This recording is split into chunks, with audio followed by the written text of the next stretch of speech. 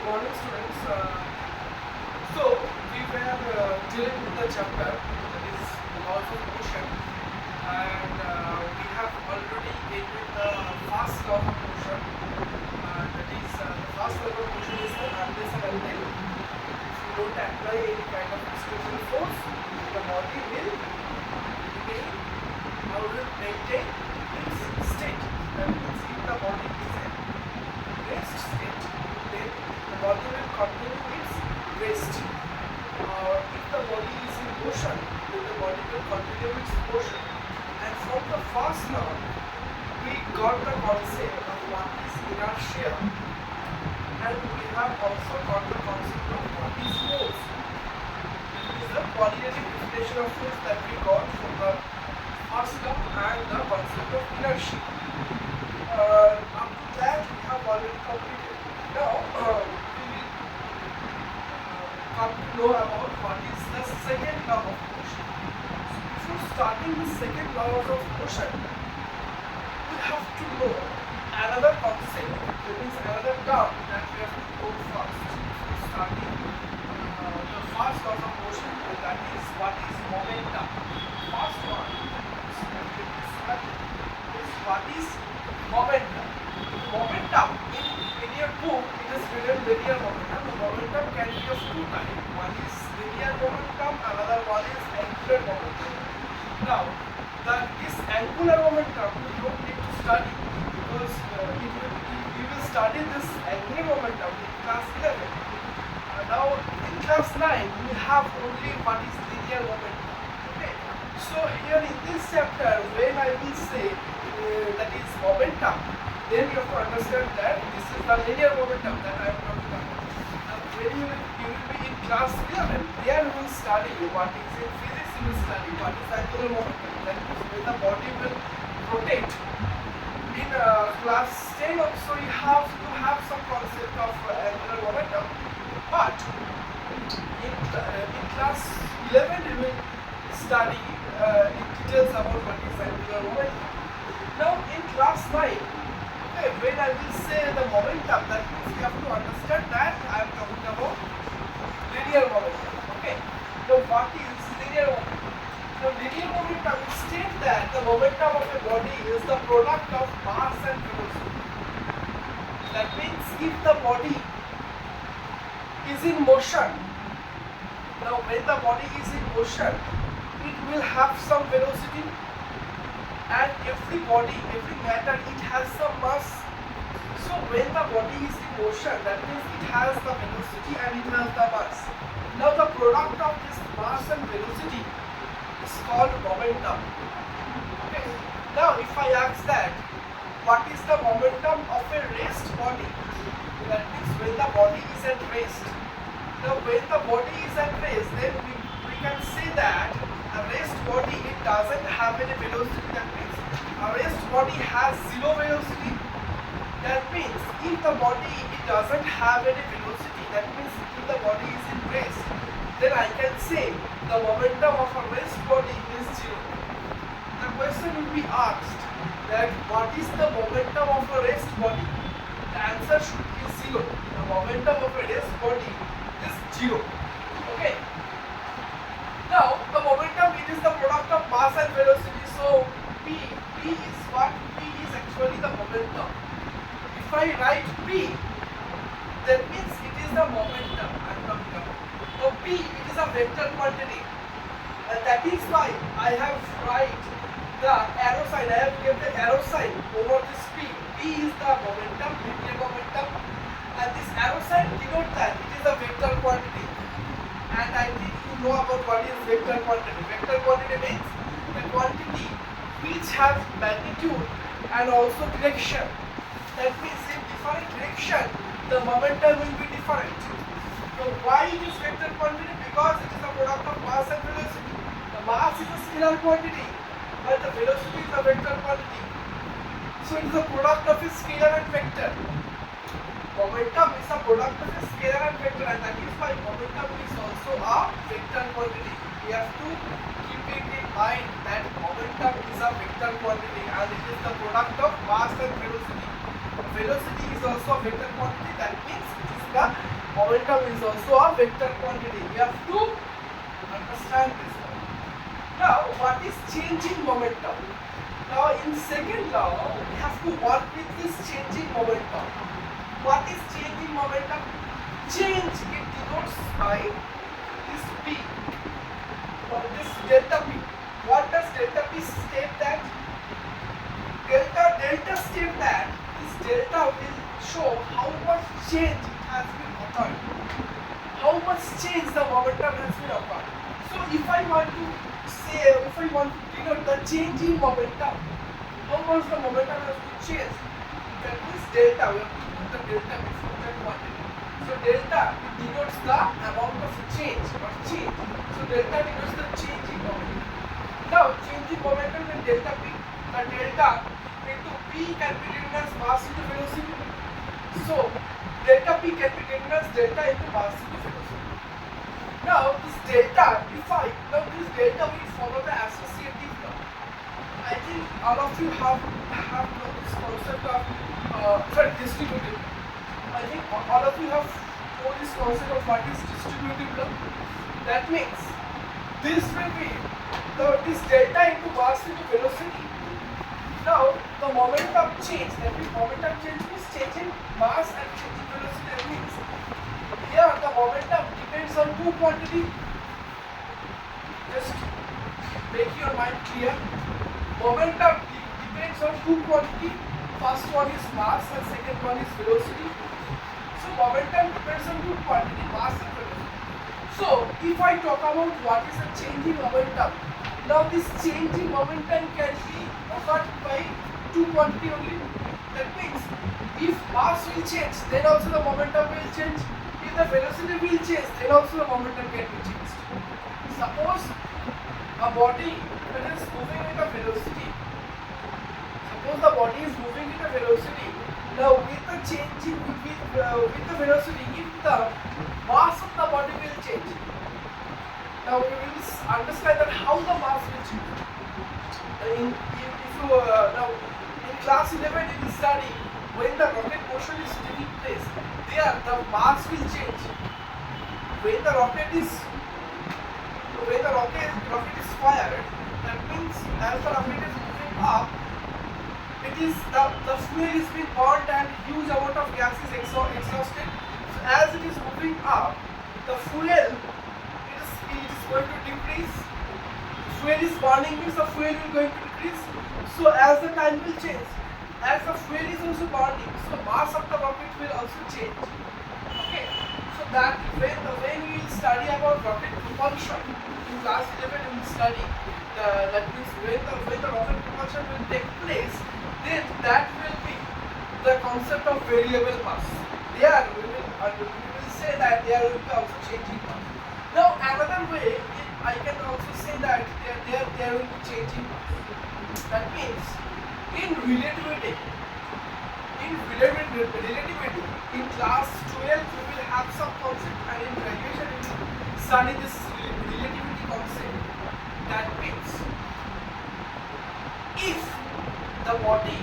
if any body will attain the speed comparable to the speed of light, that means if a body moves with the speed comparable to the speed of light, suppose if I talk about subatomic particles, that means electron, proton, neutron, those subatomic particles, if they move, that means their velocity will comparable to the velocity of the light.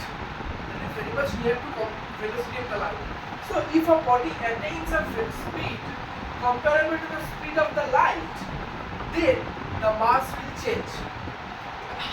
What is the formula of that mass?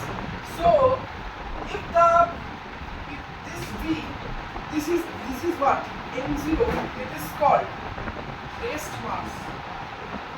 What is rest mass? What is rest mass? Rest mass means when the body is at rest, then the mass of the body. So when the body is at rest, suppose I am talking about electron.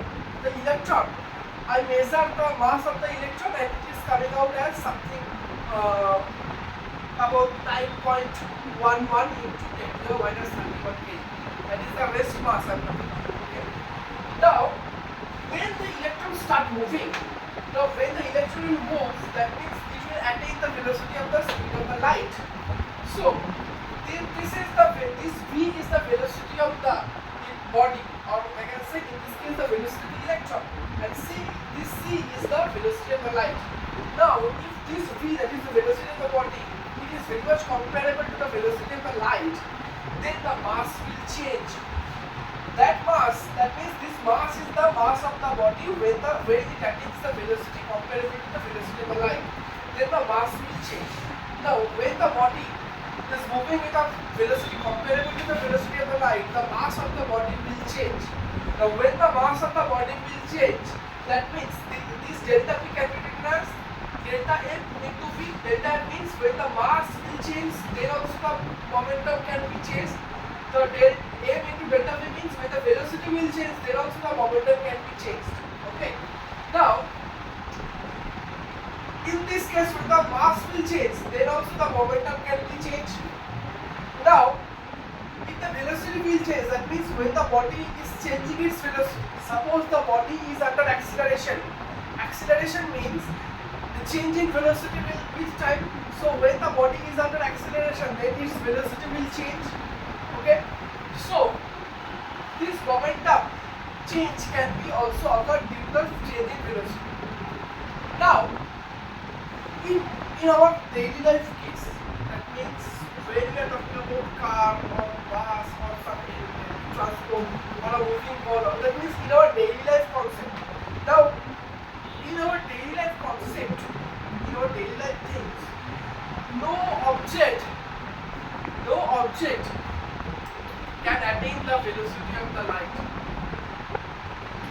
When we go to quantum level, that is subatomic level, those particles can attain the speed comparable to the speed of the light. So when we will study about the subatomic particles, then we have to consider the change in mass. Otherwise, when we are dealing with our daily life things, that means when we are dealing about classical mechanics. Classical mechanics means the mechanics that deals with our daily life case. Suppose I am moving my hand. This is the classical mechanics. If I throw this pen, this is the classical mechanics. Okay. So when we are dealing with this daily life case, in this case, no object can attain the speed comparable to the speed of the light. We cannot attain the nearest value of the speed of the light. It is not possible for our daily life case.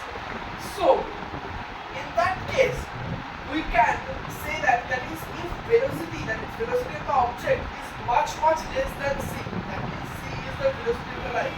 That means in our daily life case, suppose we are talking about bullet train, or you can say about the speed of the supersonic jet plane. Supersonic jet plane means the plane attain the speed of the sound. Now the speed of the sound, it is 340 meter per second. Okay.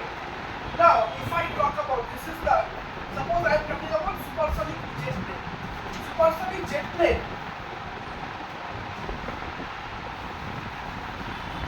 Supersonic jet plane. It has velocity almost, I can say, maximum 900 meter per second. Now, the value of c, that is the velocity of the light, is 3 into 10 to the power 8 meter per second. Now compare these two values. Obviously, the value of c is much greater than v. We can neglect this value. We can neglect this value of v comparable to the c. If we compare these two velocities, then the value of v is much less than c. So I can say now if this value is much less than c, that means this value I can neglect. Value I can neglect if the value of v is much less than c. So with respect to c, I can consider this value of v as 0. So this term will be getting 0. Now root over 1. So in the numerator portion, it is only coming as root over 1. Now root over 1 is 1. So mass mass of the object with the velocity v is equals to the rest mass only. So in that case, I can say the mass is equals to the rest mass. So if the body is moving, that means your classical object, that means if I throw this pen, the pen will obviously attain some velocity. Now when the pen is moving, then also the mass will not change, the mass of the pen will not change, because the velocity of the pen is much less than c. So I can consider the rest mass. Okay. So in this case, the mass, the change in mass, that is delta m, can we consider this delta m as 0. That means the mass will not change.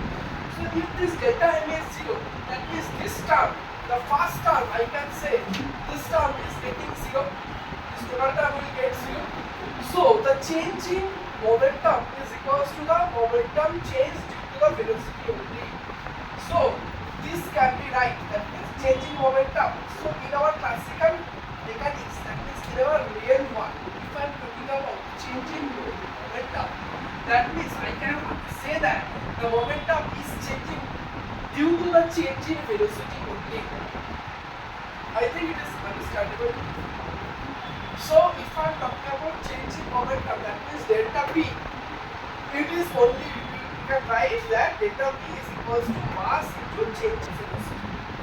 So in our classical world, this delta p is equals to m into delta v, that means change in momentum is due to the change in velocity only.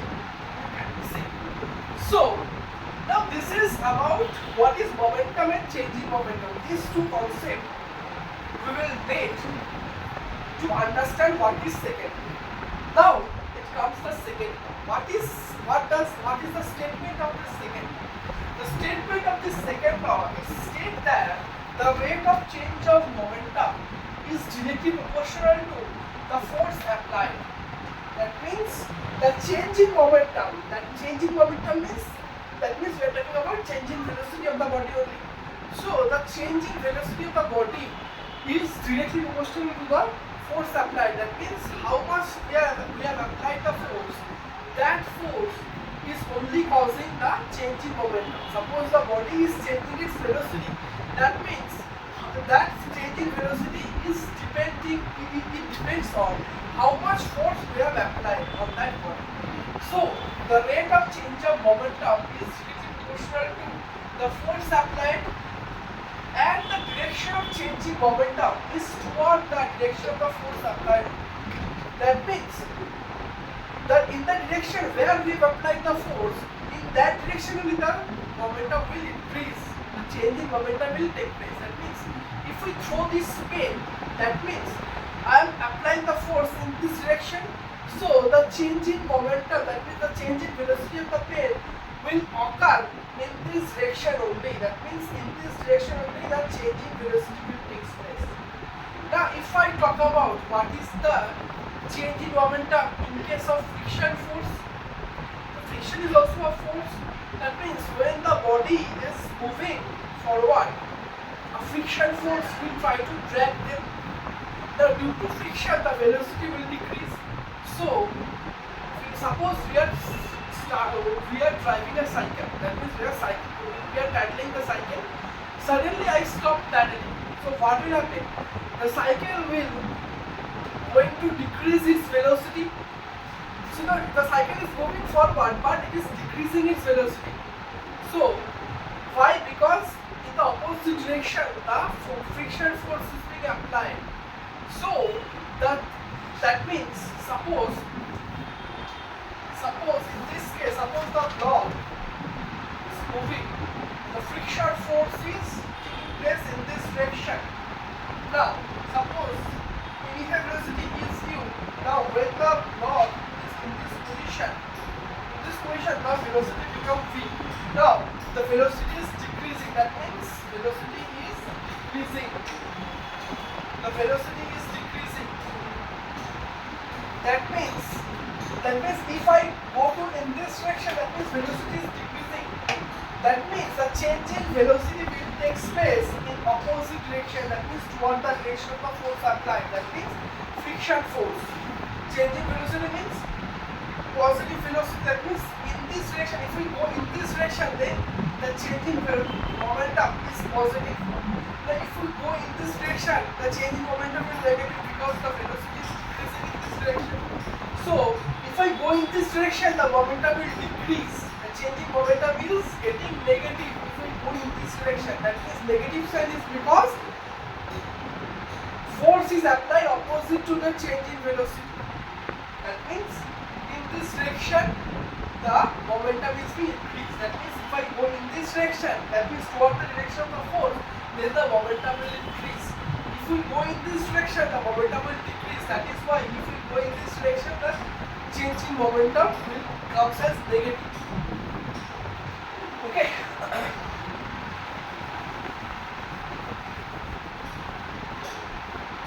Now, so the rate of the statement is said that the rate of change of momentum is directly proportional to the force applied, and the direction in changing momentum is toward the direction of the force applied. Okay. So according to the second law of motion, this change in that is force is directly proportional to change in rate of change of momentum means change in momentum with respect to time. If I am talking about rate of change of momentum means change in momentum with respect to time. That means force is directly proportional to change in momentum. That means rate of change of momentum is delta p by t. T means time. Now delta p can be written as mass into change in velocity. That means mass into change in velocity by time. So force is directly proportional to mass into delta v by t. Now this delta v by t, that means change in velocity by time. This change in velocity by time, that means rate of change of velocity with respect to time, and this can be written as acceleration. So force equals to mass into acceleration. That is force is proportional to mass into acceleration. Now this is the proportionality sign. So to omit this proportionality sign, you have to bring a constant k. That means force is equals to constant into mass into acceleration. Now this k in our universe, the value of k is coming as 1. That means force equals to mass into acceleration. The very important equation, that is important equation that we have to keep it in our mind. That means force is equals to mass into acceleration. So from the second law of motion, we have come across with the measurement of force. So if it is asked that which quantity we can get from the second law of motion, so from the second law of motion, first thing we get the concept of what is momentum. Okay. So from the second law of motion, we get the concept of what is momentum, and the second thing we get the measurement of force. That means if we know the mass of the body and if we know the amount of acceleration that is taking place, that means how much the acceleration has been attained by the body, then the product of mass into acceleration is equals to how much force we have applied on that body. So from this equation we can measure the amount of force. Okay. Now force equal to mass into acceleration. Now if I talking about the unit of force, that means the mass has the unit kg and acceleration has the unit of meter per second square. Okay, so kg meter per second square is the unit of force. Okay, and this kg meter per second square, it can be also written as Newton. Okay, so Newton means kg meter per second square, and this is the SI unit. And what is the CGS unit? The CGS unit is gram centimeter per second square, and this gram centimeter per second square is called time. Okay. Now the question will come that define 1 Newton. What is 1 Newton? Define 1 Newton. And in your book, this beautifully, the definition is beautifully written that what is 1 Newton? 1 Newton is actually the amount of force required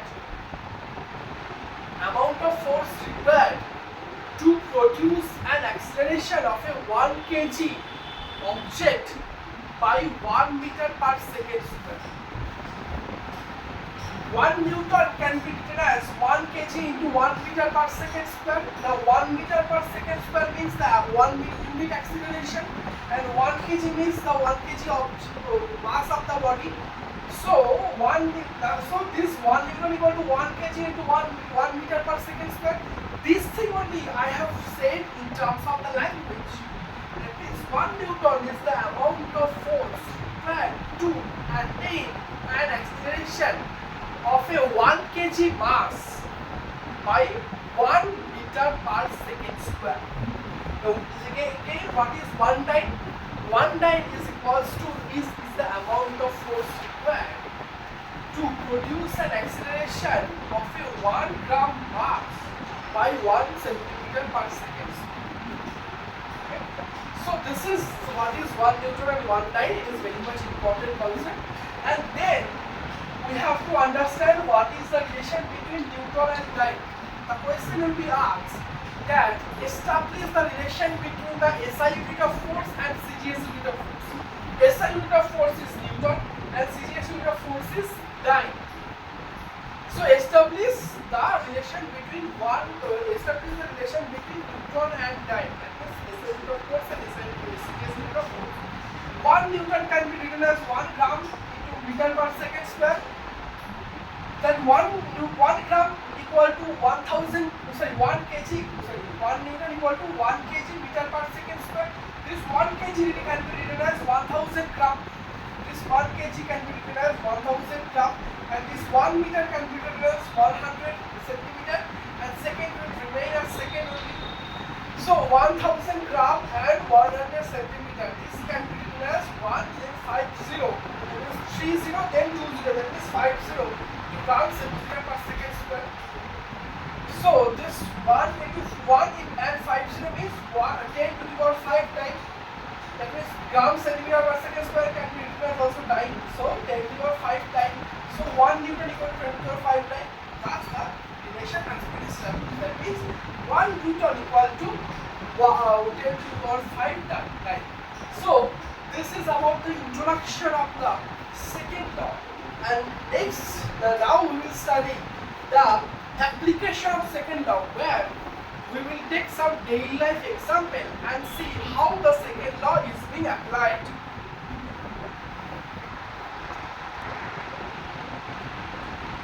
Okay, so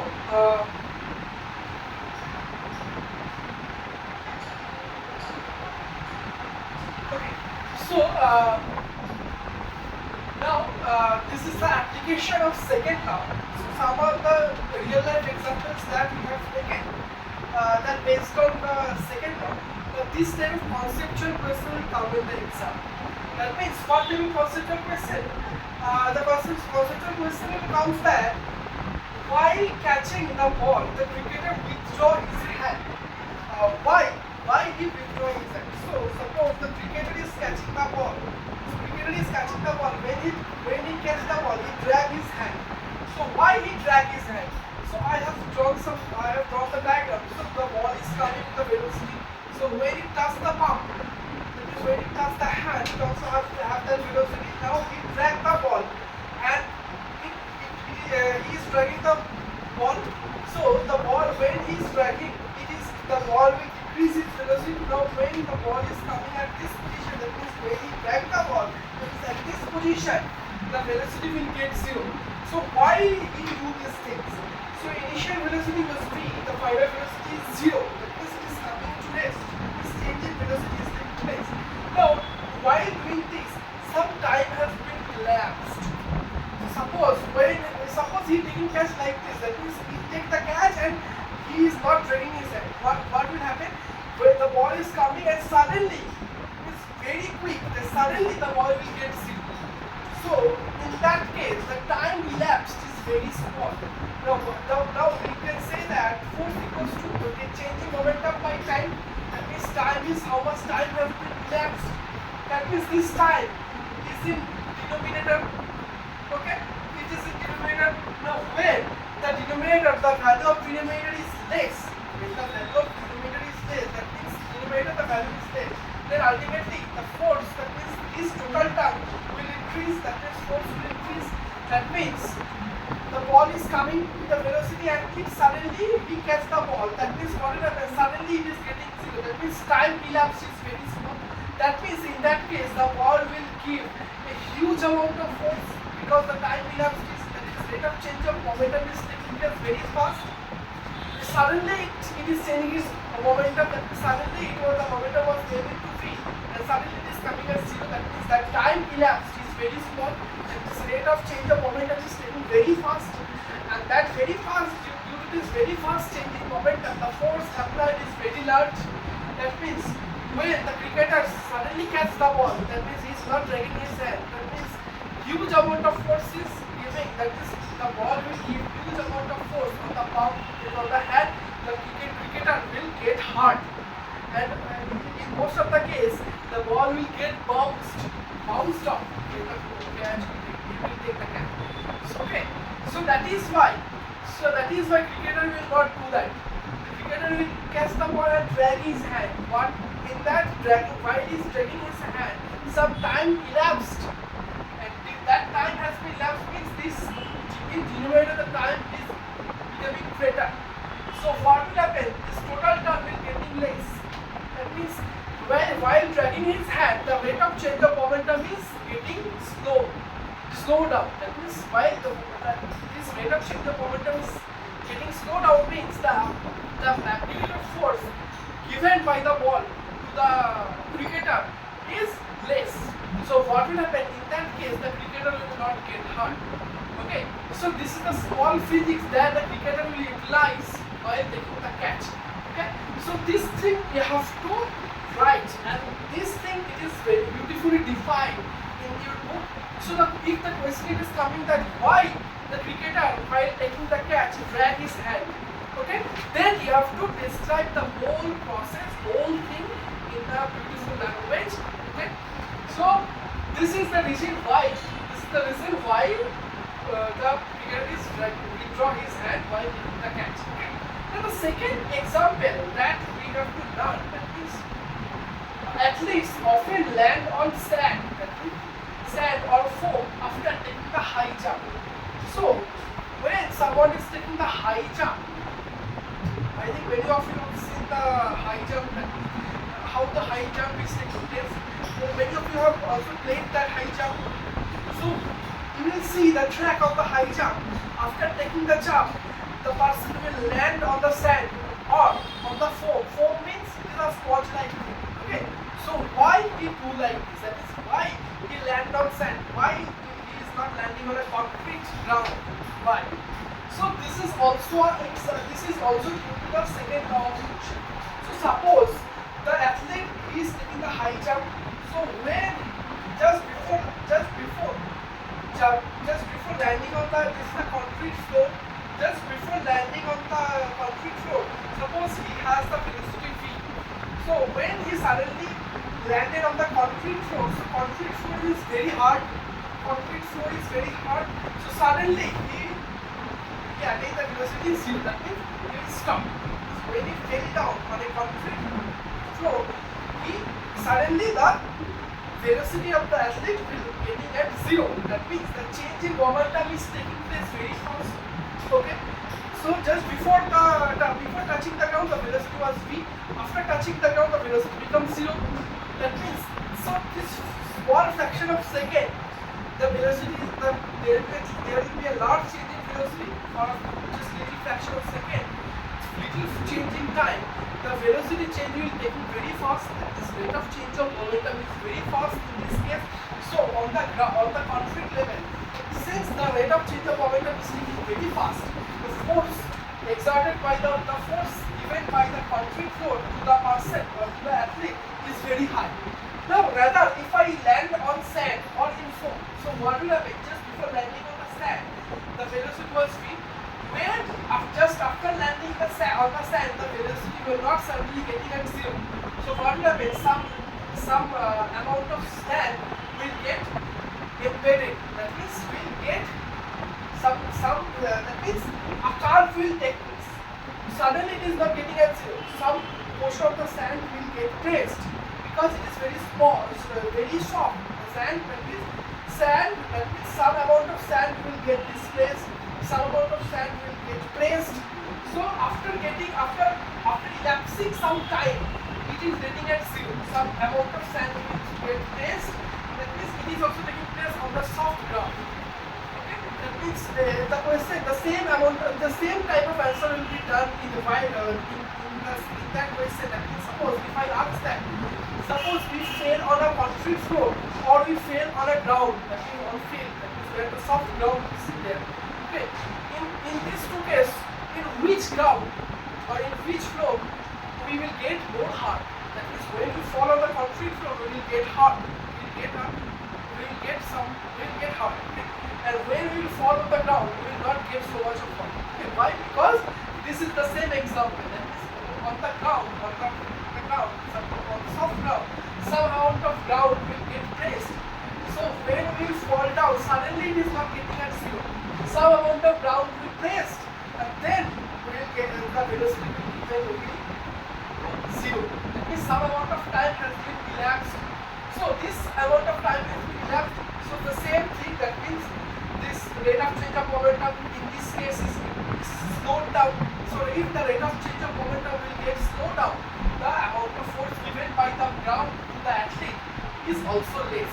Okay, so this is the explanation that you have to give in this type of question, and it is beautifully written in the book. The same thing, that means when the glass fall on the concrete floor, it will break, and this will not happen when it will fall on the carpet. Carpet means a soft ground. So when it falls on a carpet, some amount of material will get placed, will not suddenly become zero. Some amount of time will be elapsed. So in that case, the rate of change of momentum will slow down. The force will also slow down. Now, in case of concrete floor, what will happen? When the concrete floor, suddenly at the very fraction of second, the velocity will get zero. So the rate of change of momentum will take very fast. So the amount of force given by the concrete floor on the glass will be large. Okay, the same explanation that you have to give in this case also. Okay, now this question also will be asked that why we get hurt, why when we will fall on a concrete floor, rather if we fall on the ground. That is, suppose the fielder is building and given the drive on a concrete floor. So what will happen? He will get hurt. Now he will not get hurt when he is on the field. Why? Because on the field the ground is soft. So in that case the rate of change of momentum will not very fast. So the amount of force given by the ground to the fielder will be less. When he will field on the concrete floor, he will get hurt, because in that case the rate of change of momentum will be very fast and he will feel some huge force by the ground, and that is why he will hurt. Okay? So this will be some conceptual question that will be asked from the second law of motion. Okay. Now, one important thing that we have to understand, that means the question will be asked that derive, or I can say explain, the first law of motion from the second law. Okay, so how we can explain the first law of motion from the second law? So from the second law, we have get this expression, that means force equal to mass into acceleration. Now, what does first law state? First law state that until and unless we apply the force, external force, there will be no change in state of the body. That means the body that is in motion will continue its motion. The body which is at rest, the body will maintain its rest. The body will, that means the body is moving with a velocity, will continue its velocity with a uniform velocity. That means there will be no change in velocity also. That means no change in velocity and no change in state means there is no change in acceleration also. That means if the force, that means if there is no external force, that means if the force is zero, then that means there will be no acceleration also. That means if there is no force, that means suppose if there is no force, that means in this equation 0 equal to mass into acceleration. Now we can see that an object cannot be of zero mass. Every object should have some mass. Okay, that means mass is an intrinsic property. That means by birth, every matter has some mass. Okay, so mass cannot be zero. So here I can say mass cannot be zero. Okay, mass cannot be zero. So acceleration I can say is zero. So if force is zero, then I can say the acceleration is also zero. So if force is zero means acceleration is also zero. So acceleration zero means there is no change in velocity. There is no change in velocity. So that means if the body is at rest, then the velocity of the body is zero. That means the rest will remain at rest. Means the velocity is zero will remain. The velocity will remain zero. That means the body will not attain any velocity until and unless the body will experience some external force. Okay. Again, the body, suppose it has some velocity, will maintain that velocity. It will not come as zero, or it will not increase any velocity. That means there will be no acceleration. That means there will be no change in velocity also. Okay. So from the second law, I can define the first. Okay. So this is about the second law. Next, that means then I will start the third law of motion.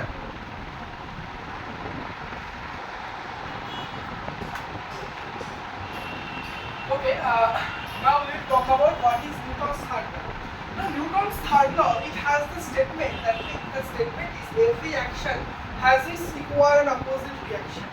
Okay, and this is one of the most important law that was given by Newton. That means every action means the action force.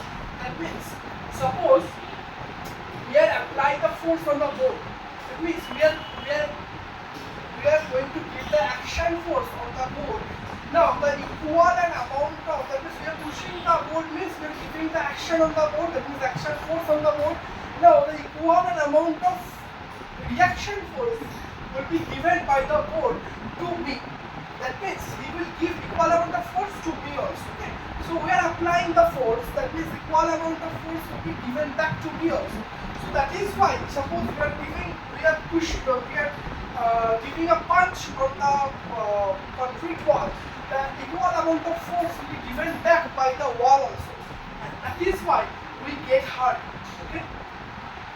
So this is the statement of the first law. And obviously this action and reaction force, this is the two force, the two equal amount of force, but these two force will be act on two different bodies. Okay, so it is the two force will not act on the same body. The two force will be acting on two different bodies. Okay, these two equal amount of force. Okay, so some of the examples some of the real life example also that we can describe by Newton's third law. The first application that we have to learn, that means motion of a board moving away from shore. That means suppose this is a board and it is landed on a shore. Shore means the bank of a river. Okay, this boat is landed on a shore. Now when this boatman will try to start the motion of a boat, what will happen? He will give push by his oar or the bamboo. He will push the bamboo on a shore. So this boatman will apply some force with this bamboo on a shore. So the equal amount of force will be given back by the ground to the boatman also. So by this force, this boat will move away from the shore. Okay. So this is also based on the Newton's third law. Okay. So the question will be asked that why the motion of a boat is moving away from a shore. So this is the reason. This is due to the Newton's third law. Okay. The next application, that means the motion of a boat in a water. So suppose we want to drive the motion of a boat straight ahead. That means we want to go straight in this direction. So what we will do? We will drag the boat in this direction. This is the oar. Suppose this is the oar. Now to move in this direction we have to drag the ball in the backward direction. That means we will give the force of the water opposite to the motion of the ball. So what will happen? We are giving the force in this direction, the water will give back the force in the forward direction. And with this force the boat will move. Okay? So this motion of the boat in the water, this is also due to the Newton's third law. Okay? Now the third example, the third application that is very very important, that is why gun recoils when a bullet is fired from a gun. So what will happen? We just put on the trigger. What will happen? The bullet will fire and move in this direction. So why it is happening? Because inside the gun, some lever mechanism is there, and that lever mechanism will push the bullet to move in the forward direction. Now, that means the gun is pushing the bullet to forward direction. That means the force applied by the gun to the bullet will give back the same equal amount of force to the gun also. By that force, by that recoil force, by that reaction force, the gun will recoil. That means will revert back. That means suppose we fire a gun. That means when we fire the gun will recoil. That means gun will push back. It will give some force to the opposite direction. The bullet will push forward. The gun will push back. Why? Because the bullet will give the reaction force on the gun, and by that force the gun will recoil. Okay? Now rocket motion. Fourth one is rocket motion. Rocket motion. When the rocket motion is taking place, that means just when the rocket will exhaust it, what will happen? A huge amount of fuel, and the gas will comes out with a huge amount of force. So when the gas is coming out, this gas will give the huge amount of force on the ground. This ground also will give the equal amount of force, and by that equal amount of force, the rocket will move up and start motion. Okay. So this rocket motion is also due to Newton's third law. Okay. Now the fifth one is the motion of a man on the ground. So when the man is walking on the ground, what will happen? The man will give the force. The ground will also give the equal amount of force, and by that force, the man will move forward. Okay. So these are the examples. These are the conceptual questions that may ask from the Newton's third law. Okay. Now some other examples, some other conceptual question also may ask. That means why the bird cannot fly in vacuum? Why the bird cannot fly in vacuum? What is the reason? So while the bird is flying in a vacuum, what will happen? The bird will give, that means when the bird is flying in the air, what will happen? With the wings, the bird will give the force from the air will also give back the equal amount of force, and with that equal amount of force, the bird will move forward. Now when the bird is moving in a vacuum, that means vacuum means no material is present. So when the bird will swing his